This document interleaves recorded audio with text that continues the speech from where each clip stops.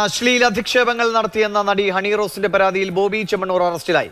വയനാട്ടിൽ നിന്ന് പിടികൂടിയ ബോബിയെ എറണാകുളം സെൻട്രൽ പോലീസ് സ്റ്റേഷനിൽ എത്തിച്ചു. ഇന്ന് സ്റ്റേഷനിൽ തുടരേണ്ടി വരുമെന്നാണ് അറിയുന്നത്. നാളെയാണ് കോടതിയിൽ ഹാജരാക്കുക. എസ് രാഗിനും ശ്യാം പ്രസാദ് ഉത്തമനും വിവരങ്ങളുമായിട്ട്. ശ്യാം, മണിക്കൂറുകൾ നീണ്ട യാത്ര, വയനാട്ടിൽ നിന്ന് പിടികൂടിയ ബോബിയെ പോലീസ് സ്റ്റേഷനിൽ എത്തിച്ചിരിക്കുന്നു. എന്തൊക്കെയാണ് ഇപ്പോൾ തുടരുന്ന നടപടികൾ?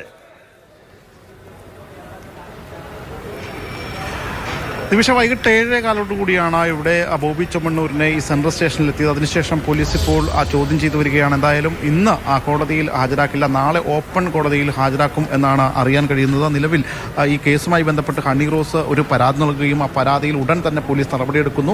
വൈകിട്ടോടുകൂടി തന്നെ സെൻട്രൽ പോലീസ് സംഘം ഈ പറയുന്ന വയനാട്ടിലേക്ക് തിരിച്ച് പുലർച്ചയോടുകൂടി ബോബി ചെമ്മണ്ണൂരിനെ കസ്റ്റഡിയിലെടുക്കുന്നു.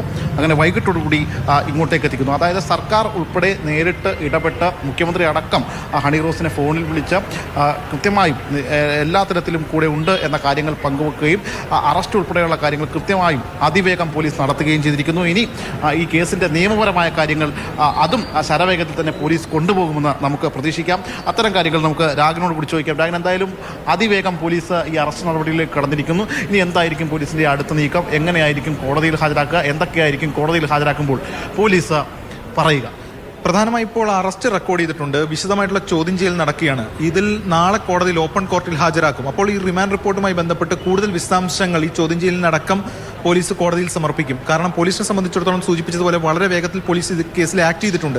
അതുകൊണ്ട് തന്നെ പരമാവധി പോലീസ് റിമാൻഡിലേക്ക് പ്രതിയെ വിടുക എന്ന തരത്തിലായിരിക്കും പോലീസ് കാര്യങ്ങൾ നീക്കുക. അതേസമയം ജാമ്യാപേക്ഷയും ഈ അക്യൂസ്ഡ് അതായത് ബോബി ചെമ്മണ്ണൂർ മൂവ് ചെയ്യുന്നുണ്ട്. ഇതിൽ പ്രധാനമായിട്ടുള്ള 3 വകുപ്പുകളാണ്. അതായത് ലൈംഗിക അതിക്രമം സംബന്ധിച്ചുള്ള BNS-ലെ സെക്ഷൻ 75(1), 75(4), അതോടൊപ്പം തന്നെ IT ആക്ട്, അതിൽ ഈ കാര്യങ്ങൾ ഒന്ന് പ്രചരിപ്പിച്ചു. ഇത്തരത്തിലുള്ള ഒബ്സീനായിട്ടുള്ള പരാമർശങ്ങൾ പ്രചരിപ്പിച്ചു. അതോടൊപ്പം തന്നെ ഈ ഇത്തരത്തിൽ സെക്ഷൽ ഫ്ലേവേർഡ് കണ്ടന്റുകൾ സംസാരിച്ചു.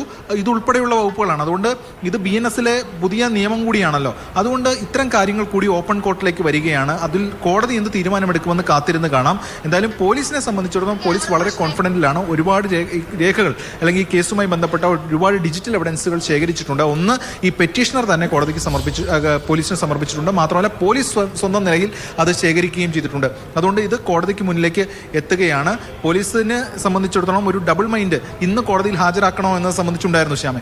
ആദ്യം പോലീസിനോട് സംസാരിക്കുമ്പോൾ ഇന്ന് തന്നെ കോടതിയിൽ ഹാജരാക്കുമെന്നാണ് പറഞ്ഞിരുന്നത്. പക്ഷേ നാളത്തേക്ക് ഇപ്പോൾ മാറ്റിയിട്ടുണ്ട്. അതൊരു പക്ഷേ ഈ ഓപ്പൺ കോടതിയിൽ എന്ന തരത്തിലേക്ക് കാര്യങ്ങൾ എത്തിയിരിക്കുകയാണ്. ഓപ്പൺ കോടതിയിൽ ജാമ്യാപേക്ഷയ്ക്ക് വേണ്ടി മൂവ് ചെയ്യുമെന്ന് ഈ ബോച്ചയ്ക്ക് വേണ്ടി ഹാജരാകുന്ന അഭിഭാഷകർ തന്നെ വ്യക്തമാക്കിയിട്ടുണ്ട്.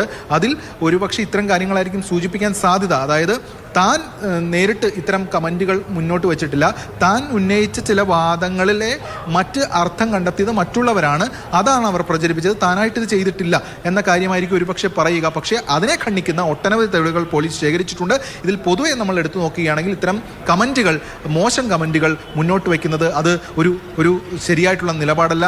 അതിലൊരു ശക്തമായ നടപടി പോലീസ് സ്വീകരിച്ചിരിക്കുന്നു. അതൊരു താക്കീതാണ്. ഒരു ഇത്തരം കമൻറ്റുകൾ ഇടുന്നവർക്ക് കൂടി ഒരു താക്കീതാണ്.